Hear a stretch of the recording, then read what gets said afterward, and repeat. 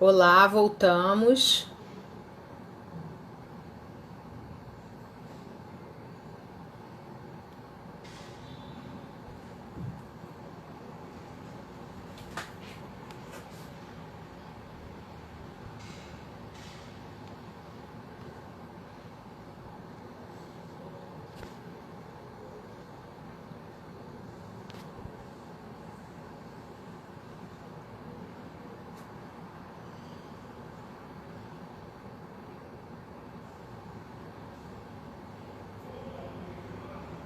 Ó, ele já entrou, eu vou chamar ele aqui, pronto. Agora foi. Eu não sabia que tinha que vir essa licitação. Mas olha só, você tem que virar a câmera para você, que eu não tô te vendo. Mas a câmera frontal ou é de traseira do celular? Não, você fica na frente do celular e só Eu vira tô. para você, como se você fosse fazer uma selfie. Eu Eu tô tô. vendo, eu tô vendo o corredor da sua casa. Ué,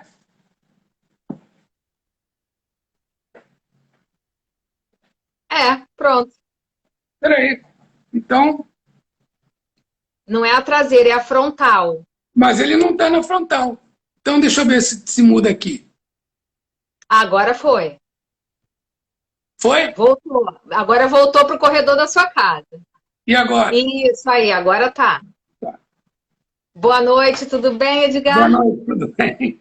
Já fiz as apresentações aqui, já falei desse tema maravilhoso que você vai fazer aqui na noite de hoje.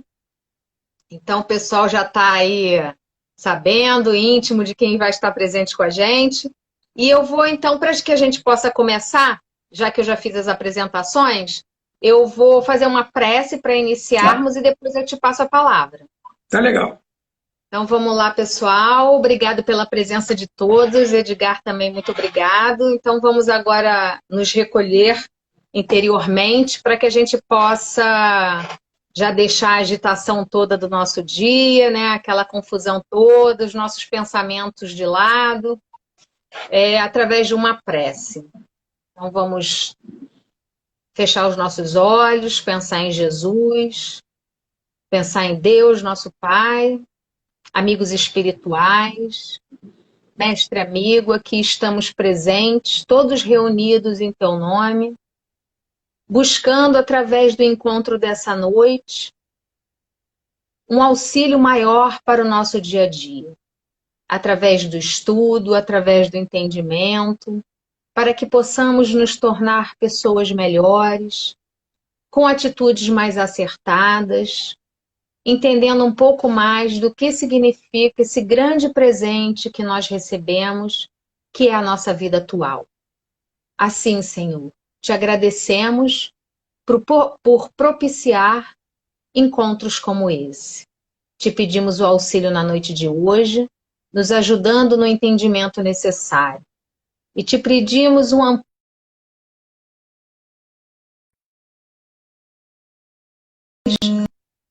as reflexões necessárias nessa noite. E que possamos, Senhor, estar em paz nesse momento. Que assim seja, graças a Deus. Então, Edgar, a casa, sinta-se à vontade. Que Jesus, o Mestre Supremo, aqueça nossos corações, ilumine nossas mentes no estudo de hoje e que os mentores do Consolador possam nos intuir da melhor forma possível para o tema que estamos encarregados de trabalhar. E o nosso tema é esquecimento do passado. É um tema muito importante e, às vezes, um pouco mal compreendido, ou pelo menos um pouco confundido, né? E é um tema que eu acho muito interessante e eu achei que, para a gente começar, eu quis trazer, para poder contextualizar bastante isso, uma passagem do livro Ação e Reação, em que tem um capítulo que o mentor Druso vai tratar de resgates coletivos. É o capítulo, acho que 24, não, capítulo 18. No capítulo 18, ele trata de resgates coletivos. E nesse resgate coletivo, na queda de um avião, tem duas pessoas do plano espiritual que foram dois mentores queridos do plano espiritual e que instruíram muito o próprio Druso. Então ele fala aqui: há 30 anos desfrutei o convívio de dois benfeitores a cuja abnegação muito devo neste pouso de luz, Ascânio e Lucas, assistentes respeitados na esfera superior. Integravam-nos à equipe de mentores valorosos e amigos. Quando os conheci em pessoa, já haviam despendido vários lustros no amparo aos irmãos transviados e sofredores. Cultos e enobrecidos, eram companheiros infatigáveis em nossas melhores realizações. Acontece, porém, que depois de largos decênios de luta nos prédios da fraternidade santificante, suspirando pelo ingresso nas esferas mais elevadas para se lhes expandissem os ideais de santidade e beleza, não demonstravam a necessária condição específica para o voo anelado. Ou seja, o que eles pretendiam, eles não estavam conseguindo fazer. Totalmente absorto no entusiasmo de ensinar o caminho do bem aos semelhantes, não cogitavam de qualquer mergulho no pretérito, por isso que muitas vezes, quando nos fascinamos pelo esplendor dos cimos, nem sempre nos sobra disposição para qualquer vistoria nos nevoeiros do vale.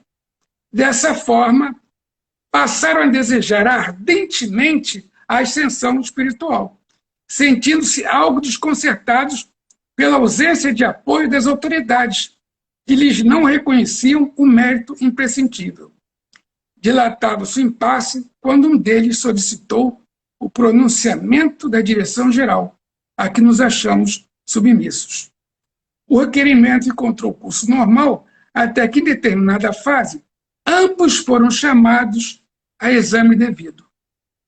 A posição imprópria que lhes era característica foi carinhosamente analisada por técnicos do plano superior, que lhes reconduziram a memória a períodos mais recuados no tempo. Diversas fichas de observação foram extraídas do campo pneumônico à maneira de radioscopias dos atuais serviços médicos no mundo. E, através delas, importantes conclusões surgiram à tona. Em verdade, Ascânio e Lucas possuíam créditos extensos adquiridos em quase 5 séculos sucessivos de aprendizado digno, somando as 5 existentes, as últimas, nos círculos da carne, e as estações de serviço espiritual nas vizinhanças da arena física. No entanto, quando a gradativa auscultação lhes alcançou as atividades do século XV, algo surgiu que lhes impôs dolorosa meditação. Arrebatados ao arquivo da memória e a doer-lhes profundamente no espírito, depois da operação magnética a que nos referimos, reapareceram nas fichas mencionadas as cenas de ominoso delito por ambos cometidos em 1429, logo após a libertação de Orleans, quando formavam no exército de Joana d'Arc. Famintos de influência junto aos irmãos de armas, não hesitaram em assassinar 2 companheiros, precipitando-os do alto de uma fortaleza no território de Gatinais, sobre fossos imundos, jogaram ele de cima de um castelo,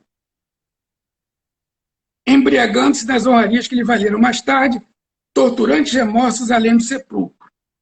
Chegados a esse ponto da inquietante investigação, pela respeitabilidade de que se revestiam, foram os inquiridos pelos poderes competentes se desejavam ou não prosseguir na sondagem singular, ou se ao que responderam negativamente, preferindo liquidar a dívida antes de novas imersões nos depósitos da subconsciência, antes de ir mais ao passado. Desse modo, em vez de continuar insistindo na elevação a níveis mais altos, suplicaram, ao invés, o retorno ao campo dos homens no qual acabavam de pagar o débito adquirido. Então, aquela cena ali de resgate coletivo da queda do avião, eles estavam vindo justamente do resgate que praticaram. Aí o Hilário pergunta intrigado, mas como? Aí o mentor fala, já que podiam escolher o gênero de provação em vista dos recursos morais amelhados no mundo íntimo, optaram por tarefas no campo da aeronáutica, cuja evolução ofereceram suas vidas. Há 2 meses regressaram às nossas linhas de ação, depois de haverem sofrido a mesma queda mortal que infligiram os companheiros de luta no século XV. Então, isso que eu trouxe para vocês é para a gente fazer a seguinte reflexão. Se nós recuarmos ao tempo de Jesus, 2000 anos atrás, a gente pode mais ou menos imaginar cada um de nós com umas 20 vidas, um por século. Se a gente recuar ao tempo de Moisés, 3.300 anos atrás, a gente pode imaginar umas 33 vidas. Então, imagine os colegas, os amigos, né? Quanta coisa num mundo atrasado como o nosso, a gente ia encontrar lá para trás. Então, qual a conclusão que a gente chega? O esquecimento do passado, ele não é só necessário, ele é fundamental. Sem o esquecimento do passado, você não teria a menor condição, e esse esquecimento do passado, há que se lembrar um pequeno detalhe. O esquecimento do passado não é só meu, é meu e de todas as pessoas que convivem comigo. Então, nem eu lembro do que eu fiz e nem elas lembram do que eu fiz. Então, você pode ter um recomeço. E aí a gente tem uma passagem que eu acho muito ilustrativa desse tema, do nosso saudoso Simonetti. Uma vez eu vi numa palestra dele, ele deu um exemplo que eu nunca vi ninguém dar. E é um exemplo que eu acho totalmente pertinente a esse tema. Ele diz o seguinte, imaginemos um sujeito que foi preso. Ele foi preso, foi encarcerado, cumpriu uma pena, não importa se ele roubou, se ele assaltou, se ele matou, enfim, o delito que ele cometeu, por mais grave que seja, não vem ao caso. Importa que ele foi preso, cumpriu a pena e, em dado momento, ele voltou a ter liberdade dele. Aí o que acontece? Ele chega na sociedade, ele sabe o que ele fez, ele lembra o que ele fez, e todo mundo que convive com ele sabe também o que ele fez. Então o que acontece? Normalmente ninguém quer dar emprego para um ex-presidiário que tenha assassinado alguém, por exemplo. Há que se ter muito medo dessa pessoa. Então Simonetti fala, não seria bom o sujeito cumpriu a pena no presídio, quando sai do presídio, ele não lembrar de nada do que ele cometeu e as pessoas que convivem com ele também não saberem? Aí ele poderia ter outro ponto de partida. É esse exatamente o exemplo que a gente, vamos dizer assim, está alimentando aqui. Que vocês imaginem. Vamos dizer que ali pelo século, mais ou menos na mesma época de Orleans, ali na Inquisição, que alguém reencarnasse e descobrisse que foi o Torquemada, que o Torquemada sozinho infligiu a morte a 30 mil pessoas no século XV. Se alguém descobre que foi o Torquemada, as pessoas ficam sabendo. Aí agora eu vou pegar mais pesado. Porque todo mundo é filho de Deus, né? Ali no Pensamento e Vida, está colocado que Deus gosta da lava que está lá na Terra, e do camarada que cometeu assassinato, ou qualquer um de nós, da mesma maneira. Então, se Hitler reencarna, e todo mundo sabe que Hitler foi o Hitler, ele não tem a menor condição de tentar um ponto de partida, porque todo mundo vai querer se vingar dele. Então, o esquecimento do passado, na realidade, ele é uma coisa muito fundamental, tanto que a gente tem aqui no Livro dos Espíritos, a pergunta 392 diz, por que perde o espírito encarnado a lembrança do seu passado? Não pode, o homem nem deve saber tudo. Deus assim o quer em sua sabedoria. Sem o véu que lhe oculta certas coisas, ficaria ofuscado, como se sem transição saísse do escuro para o claro. Então é como alguém que está na caverna, no escuro sai para o claro. Esquecido do seu passado, ele é mais senhor de si. Então o esquecimento do passado é a condição sine qua non para um novo ponto de partida. A gente tem que lembrar que na nossa família, muitas vezes, a gente tem inimigos do passado. A gente vê aqui no Evangelho. No Evangelho, ele coloca aqui: frequentemente, o espírito renasce no mesmo meio em que já viveu, estabelecendo de novo relação com as mesmas pessoas a fim de reparar o mal que lhe haja feito. Se reconhecesse nelas a quem odiara, que o ódio se lhe despertaria outra vez no íntimo. De todo modo, ele se sentiria humilhado em presença daqueles a quem houvesse prejudicado. Então, quer dizer, se você prejudica alguém e você vem com a pessoa que você prejudicou, um inimigo do passado, um irmão seu, um filho, você vai ter muito mais dificuldade se você tiver a noção perfeita do que aconteceu. Então, aqui no Evangelho, no início, ele fala: em vão se objeta que o esquecimento constitui obstáculo a que se possa aproveitar da experiência de vidas anteriores. Havendo Deus entendido lançar um véu sobre o passado, é que nisso há vantagem. Quer dizer, Deus não faz nada por acaso. Se Deus faz alguma coisa, é que isso tem vantagem, e muita vantagem. Com efeito, a lembrança traria gravíssimos inconvenientes. Poderia, em certos casos, humilhar-nos. Então a gente poderia ser o quê? Humilhado violentamente, com coisas muito desagradáveis. Então, quando Deus fez o esquecimento do passado, ele sabia da nossa dificuldade e refazia a nossa caminhada sem esse esquecimento do passado. E lá no Livro dos Espíritos, na pergunta 393, a gente tem lá, na resposta, a gente tem assim: em cada nova existência, o homem dispõe de mais inteligência e melhor pode distinguir o bem do mal. Então, a cada nova existência, a gente vai agregando. Nós somos uma individualidade que a cada personalidade, né, a cada vida, a cada personalidade, a gente vai acrescentando mais estofo à nossa individualidade. Então, a pessoa que eu sou agora é muito diferente da pessoa de 1000 anos atrás, que é muito diferente da pessoa de 2000 anos atrás. Então, a gente vai o quê? Tendo uma melhor noção, né? A gente vai desenvolvendo um sistema de crenças e valores em que a nossa noção de certo e errado, ela vai depurando.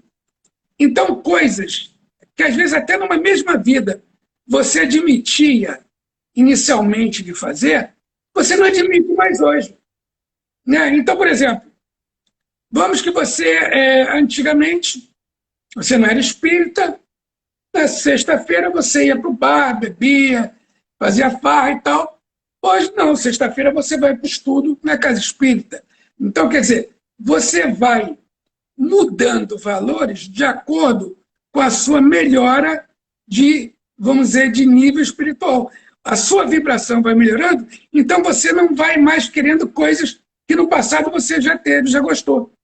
Então, a gente vai selecionando, inclusive, às vezes, algumas amizades vão até ficando para trás. Quem não viu isso? Isso é uma coisa muito frequente. Você vai dizer, pô, mas o cara agora não quer mais saber disso, não quer saber daquilo, agora o cara... Então, quer dizer, e por outro lado, uma coisa assim, muito interessante.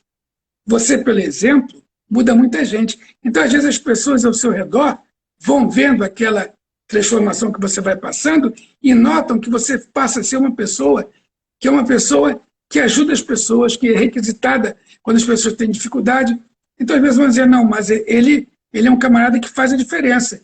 Ele é um camarada preocupado com o bem. Ele é um camarada que não faz o mal. Ele é um camarada que está sempre procurando ajudar as pessoas. Ele não se importa em fazer o bem, em perder tempo para fazer o bem, que para ele aquilo não é perder tempo, para ele aquilo é um crescimento interior. Então, essa questão de esquecimento do passado, ela passa muito por isso. A gente pode ter uma noção perfeita das nossas coisas do passado pelas nossas tendências. Então, a gente percebe muito isso. No Livro dos Espíritos, ele fala isso. Pelas nossas tendências, a gente é capaz de ter uma noção bem razoável do que a gente fez no passado. Então, e aí, o que é legal? Você vai melhorando e você vai aparando aquelas arestas. Então, aquela tendência que você tinha, que de repente não era uma tendência tão nobre para determinada situação, você começa a mudar e você começa a não mais aceitar aquilo. Então, você vai se acostumando, pouco a pouco, a trilhar um caminho melhor. É essa a nossa, vamos dizer assim, essa é a nossa grande caminhada. Esse é o nosso objetivo. A gente vai mudando para melhor, mas essa mudança é lenta, ela é pouco a pouco. Às vezes você tem uma dificuldade que você luta com ela 2, 3, 4 encarnações. Então, às vezes, a velocidade não é igual. É como se a gente estivesse num rally. Cada um sai, não precisa sair todo mundo junto. Cada um tem a sua hora de saída. E você cronometra para ver quanto tempo o cara fez no rally. Um fez 2 horas e meia, outro fez em 3, outro fez 1 hora e meia, outro fez em 4. É diferente, porque as pessoas não têm o mesmo sistema de crença e valores. As pessoas têm valores diferentes. E, às vezes, uma pessoa está quase estacionada e, de repente, ela dá uma progredida grande. Por quê? Porque ela consegue se equilibrar, ela consegue se motivar para fazer o bem. Então, a gente, quando está no planeta Terra, aqui é complicado. Quando a gente está lá em cima, os mentores estão lá, está todo mundo lá do lado da gente, é difícil a gente fazer besteira, porque está todo mundo observando. Então, às vezes, você está fazendo curso para vir, né? Se você vê o Memória de Suicida, lá o Camilo faz um monte de curso e tal. Então, está lá os mentores, ou o próprio André Luiz, né? Então, quer dizer, quando você está lá em cima, estão os mentores contigo, qualquer coisa, as pessoas te falam, mas quando você desce para essa vibração mais pesada do orbe terrestre, você não está com os mentores, embora eles te dêem assistência, ninguém está desamparado, a gente deixa uma ficha lá em cima quando vem, né? No Sexo e Destino está falando isso, você tem uma ficha, os mentores teus lá de cima te acompanham, mas você não está vendo, você não percebe. Às vezes você nem é espírita, você chega aqui, você pode ter uma outra religião, pode ser até eventualmente ateu, e você não está lembrando nada do que tu planejou lá em cima. Então vem aqueles arrastamentos, vem aquelas tentações, vem gente que tem interesse em te desviar do caminho reto. Então tudo isso aqui embaixo, com a vibração mais pesada, você vai ter que vencer tudo isso. E, muitas vezes, se você lembrasse do passado com nitidez, você ia lembrar de coisas ruins que você já fez e você ia ter mais dificuldade ainda de se livrar daquela tendência. Então, vamos dizer que alguém tivesse um vício e que esse vício já melhorou muito. Se lembrasse do passado, lembrasse direto do vício, olha a complicação aí. Então, é aquela história. Quando a gente fala de esquecimento do passado, às vezes a gente pensa muito só na última vida. Mas é como eu falei aqui, como eu abri a palestra, os mentores foram chamados para se ressarcir de um problema no século XV, 5 séculos anteriores, e já eram mentores no plano espiritual. Então aquilo ainda estava o quê? Ainda estava freando a ascensão deles, embora eles fossem pessoas de um desenvolvimento maior. Agora, é fato que à medida que a gente vai se desenvolvendo, que à medida que a gente vai ficando menos materialista, a gente vai tendo mais possibilidade. Porque muita gente, às vezes, fala assim, não, quando você desencarna, você chega no plano espiritual e você lembra de tudo. Tudo que você fez aqui. Não é bem assim. Não é tão instantâneo. Se vocês forem ver o livro E a Vida Continua, os 2 personagens do livro, muito tempo acreditam que estão no hospital psiquiátrico. Os 2 que morrem de câncer, eles se encontram e acham que estão no hospital psiquiátrico. E leva muito tempo. Quando é que eles percebem que eles desencarnaram de fato? Quando eles estão fazendo um socorro com o mentor e encontram um camarada que tinha se suicidado aqui embaixo, que foi o cara que casou com a Evelina, na realidade matou o camarada, mas fez parecer que é suicídio. E aí a Evelina não acreditou que o cara se suicidou, mas sabia que ele tinha morrido. Quando ela está fazendo um socorro lá em grupo e aparece o cara que já morreu, ele vem gritando para ela e tal, e aí ela diz, poxa, esse cara tinha morrido, se ele está aqui, aí ali não tem mais, entendeu? Não tem essa de vou me enganar, eu não morri. Ali ela e o Fantini percebem nitidamente que eles realmente não estão mais no plano físico. Mas quanto tempo levou para chegar esse tempo aí?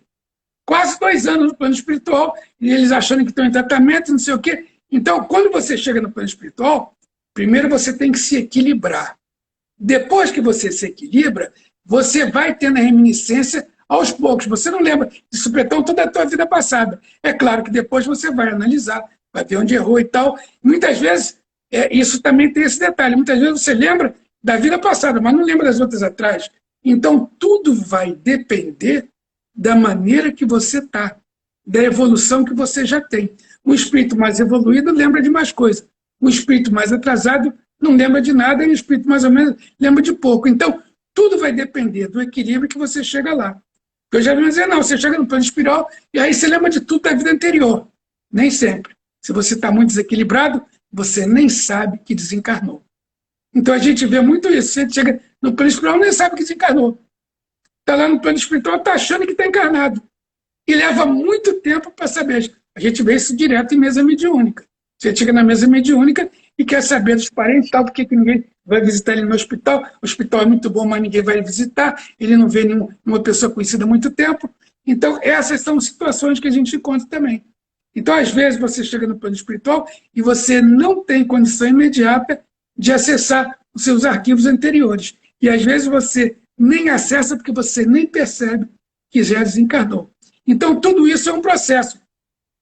Na pergunta, por exemplo, 397, no livro dos Espíritos, o Kardec pergunta assim: nas existências corpóreas de natureza mais elevada do que a nossa, é mais clara a lembrança das vidas anteriores?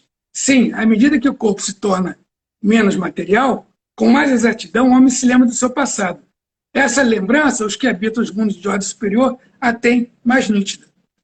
Então, também é verdade que muitas vezes você faz uma terapia de vida passada, que você está com um problema que está te afligindo muito, e você acessa um determinado ponto e você aí para de ter aquele problema. Então, a terapia de vida passada, ela, às vezes, ela é curativa. Como eu também já vi num estudo, no meu centro, uma moça pedir a palavra e levantar e dizer assim: olha, quem nunca fez terapia de vida passada, não vá fazer por curiosidade. Não vá fazer por curiosidade. Eu achei que era modismo, fui fazer terapia de vida passada, depois que eu descobri os horrores que eu pratiquei nas vidas anteriores, tive que fazer tratamento psiquiátrico para me recuperar. Ou seja, eu fui numa brincadeira e arrumei um problema. Então, a moça desse, eu nunca vou esquecer esse depoimento dessa pessoa em relação à terapia de vida passada. A pessoa foi fazer de brincadeira e descobriu coisas atrozes que desequilibraram ela profundamente. Então, isso aí é exatamente um exemplo do esquecimento do passado. A gente, às vezes, não tem condição de saber o que já fez. Por quê? Porque não fez, muitas vezes, boa coisa. A gente tem ainda uma vida ainda num mundo como esse aqui, que é um mundo muito complicado, onde o egoísmo, o orgulho, a vaidade ainda estão muito presentes. Então, a gente ainda vê muitas pessoas terem uma capa, né? E aparentarem uma coisa que não são, ou querem passar uma coisa que não são. Então, a gente ainda tem que confiar, desconfiando um pouco, tem que ser precavido, tem que ser prudente. Por quê? Porque muitas vezes o que você vê, né? No Livro dos Espíritos tem uma pergunta que é exatamente sobre isso. A gente tem que saber o interesse das pessoas. Porque muitas vezes a pessoa está fazendo uma coisa, você acha que ela está fazendo uma coisa, puxa, que bacana, a pessoa não está fazendo aquele... Mas ela tem um interesse escondido atrás. Ela tem um interesse pessoal que é um ganho pessoal para ela e que ela está ocultando da gente. Então ela faz uma coisa para parecer boa, mas ela tem um interesse atrás que não deixa a gente perceber o que ela está querendo. Então, a gente, quando fala disso, até essa pergunta aqui, poste de lado os defeitos e os vícios, acerca dos quais ninguém se pode equivocar, qual o sinal mais característico da imperfeição? Então, vou repetir. Pergunta 895. Poste de lado os defeitos e os vícios, acerca dos quais ninguém se pode equivocar, Qual o sinal mais característico da imperfeição? O interesse pessoal. O interesse pessoal é a característica da imperfeição. É muito difícil as pessoas fazerem as coisas sem ter por trás um interesse pessoal. Um interesse. E por isso que aqui no Ação e Reação, exatamente nesse capítulo, no capítulo 7, o mentor fala que o bem é o bem para todo mundo e o mal é o bem só para você. Então, o bem só para você é egoísmo, é mal. O bem para ser o bem é o bem para todo mundo. Está aqui no Ação e Reação. Então, a gente tem que ter muito em mente isso. Porque muitas vezes a gente acha, estou fazendo bem. Não, você não está fazendo bem. Você está se dando bem. Quando você está fazendo bem, você está vendo o bem da comunidade. É o bem de todo mundo. Até o bem do cara que você não gosta. Até o bem do camarada que você olha meio envezado. Mas é o bem para todo mundo. Quando o bem é só para a gente, é um ato de egoísmo, isso é o mal. Então, isso quando o Druso fala, ele fala assim, ó,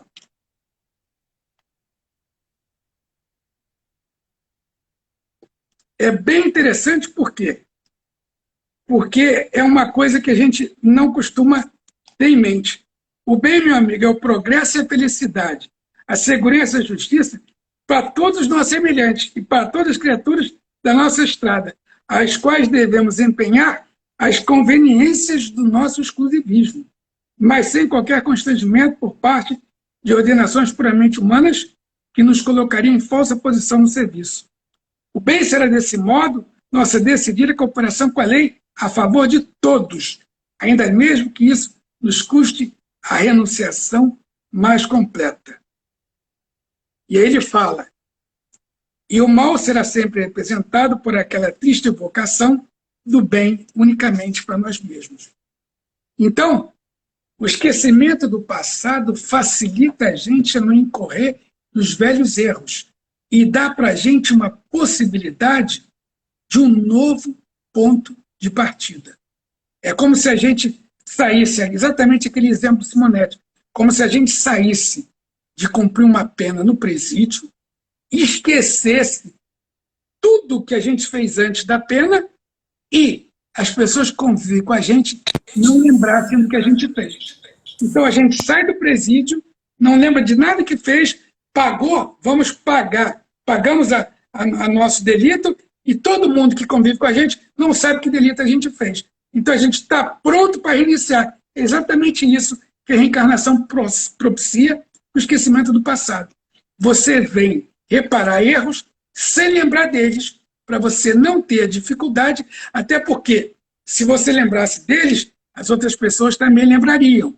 E aí ia incorrer naquele preconceito. Como eu vou dar uma situação para o Edgar? O Edgar lá atrás já matou tanta gente.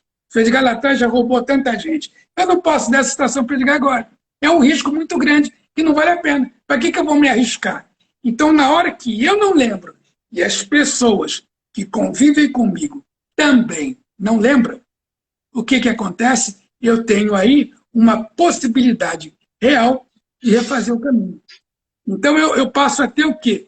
Uma condição em que eu não estou viciado pelo que eu fiz antes. Eu não estou influenciado pelo que eu fiz antes. Eu estou começando um caminho em que eu tenho a possibilidade de acertar e de cumprir o que eu me proponho sem ter nos meus ombros o peso do erro que eu cometi antes. Então, basicamente, o que a gente vê é isso, em que o esquecimento do passado, ele torna a nossa vida muito mais fácil. E eu ouso até dizer que sem esquecimento do passado, os nossos sofrimentos seriam tão grandes que realmente ia ser muito difícil a gente conseguir reparar erros, principalmente no mundo de profissões, onde erros é o que mais ocorre. Então, basicamente o que a gente tinha para dizer é isso, que sem o esquecimento do passado, a gente não tem facilidade de refazer os caminhos. E aí o que acontece? A gente ia encontrar, imagina, você está casado com uma esposa e você tem como filho alguém que você matou numa outra vida. Aqui nesse livro mesmo, no Ação e Reação, tem uma história de um pai que ele está com 2 filhas e a esposa, em que ele, na última encarnação, ele botou as duas meninas no meretrício e abandonou a esposa. E está vindo numa outra encarnação com elas. Se ele lembrasse, ia ser muito mais difícil. Essa é uma das histórias da ação e reação. Ele botou as duas filhas no meretrício e abandonou a mulher. E ele, nessa vida, quase mata a mulher para largar ela por outra. Ele arranja uma amante nessa vida e ele pega um revólver para matar a esposa e uma das filhinhas vem. Quando ele vai matar a esposa, surpreende ele e ele não mata a esposa, vai embora. E essa mulher, ela é ajudada pelos benfeitores espirituais e ela consegue criar as duas filhas, mesmo o esposo tendo ido embora. Mas o esposo falhou na sua missão, mesmo no caso com o esquecimento do passado. Imagina sem o esquecimento do passado. Então, isso é para a gente ter uma noção que não é fácil realmente sem o esquecimento do passado. É verdade. Eu acho que isso tudo que você falou vem reforçar a ideia de quão importante é a gente não mexer onde não deve, né? A gente, de um modo geral, tem uma ideia de que nós aprontamos, mas não temos a real ideia da extensão do que a gente fez exatamente, se levar em conta o que você falou, né? Se a gente parar para pensar em 20 vidas atrás, em 30 vidas atrás, se hoje a gente ainda está onde a gente está, imagina nesse tempo todo lá para trás, né? Então, realmente, eu li um livro que eu achei ele muito interessante, que é o Eustáquio, 15 séculos de uma trajetória. Não sei se você já ouviu falar. Adoro. É do Abel Gleiser e pelo espírito de Carrie Bachutel. E o que eu achei mais interessante é que a gente, de um modo geral, nos romances, nos livros, a gente sempre estuda, né, os espíritos da história dos espíritos da vida passada, fala na história da programação da reencarnação para o futuro, mas a gente, de um modo geral, não acompanha o espírito desde lá de trás até lá na frente. E nesse Esse é o único livro que faz isso, por isso que ele é espetacular. São 15 aí ele livros. dá a ideia para a gente de quão falho a gente é, de quão renitente, que às vezes a gente faz uma encarnação atrás da outra, batendo no mesmo ponto, na mesma questão, na mesma dificuldade. Então, assim, se a gente parar para pensar que é melhor deixar para trás e ter a oportunidade de refazer nessa vida esse caminho, é muito importante isso. Ele começa naquela encarnação que ele era ajudante do general, que ele foi um assassino. Aquela foi uma das primeiras. Aí tu vê aquilo ali, cara, quando você pega das últimas deles, você diz, nossa, mas aí são 15 encarnações. Isso que você falou, que a gente sempre vê uma encarnação, duas, no máximo como a Ivone, 3 encarnações, mas a gente não vê uma sucessão assim, de milênios de reencarnação. Muito interessante. A providência divina é tão boa que no Eustáquio mostra isso. Às vezes a gente é tão renitente, né? Como você citou aí no início, o Hitler, que os seus débitos são tão grandes que a providência te tira nesse processo de programação da encarnação, te tira daquele grupo, daquele planeta, te coloca numa outra possibilidade, exatamente para que você, inclusive, se afaste daquelas possibilidades de vibrações, de se encontrar novamente com espíritos que com certeza te desviariam da rota novamente, que contribuiriam para se tornar mais difícil a encarnação, né? Então, você ganha essa possibilidade, esse presente de ter uma outra trajetória para se preparar, para voltar para a trajetória inicial, para dar continuidade. Então, assim, às vezes a gente não tem ideia, né, do grau de dificuldade que a gente já passou e que, às vezes, relembrar essas coisas vai dificultar muito o caminho aqui presente, né? Como aquela companheira falou, foi fazer por curiosidade, porque a gente fica pensando, eu fui um barão, eu fui um duque, eu fui um faraó, você fica achando, aí depois você descobre que foi um ladrão, que tu ficava na encruzilhada e assassinava um monte de gente, matava criança, matava mulher grávida, tu não vai engolir isso. Entendeu? E às vezes você descobre que tu não foi um faraó, tu foi um sanguinário. Tu foi um Gengis Khan da vida. E aí?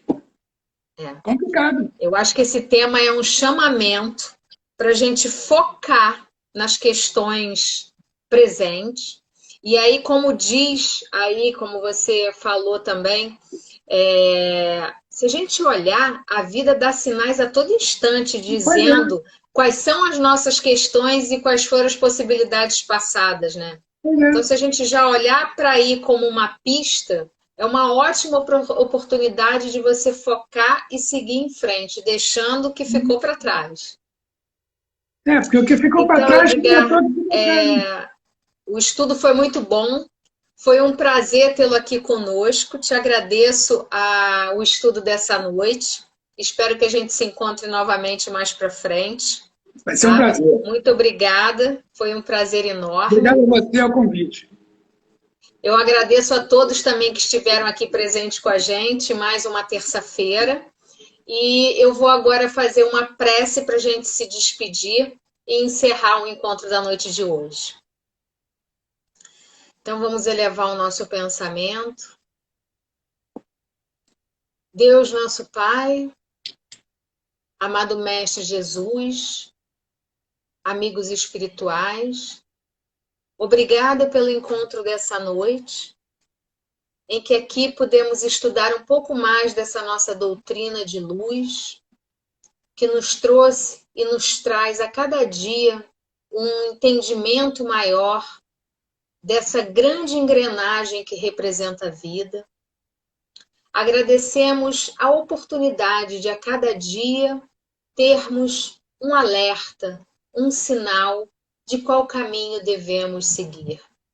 E que possamos, Senhor, através dessa doutrina de luz, aprender a dar os passos mais acertados, entender que precisamos deixar para trás esse passado de débitos, de enganos, nos reposicionando melhor, com melhores intenções, com melhores passos, para que possamos crescer, pois o nosso objetivo maior aqui é evoluir.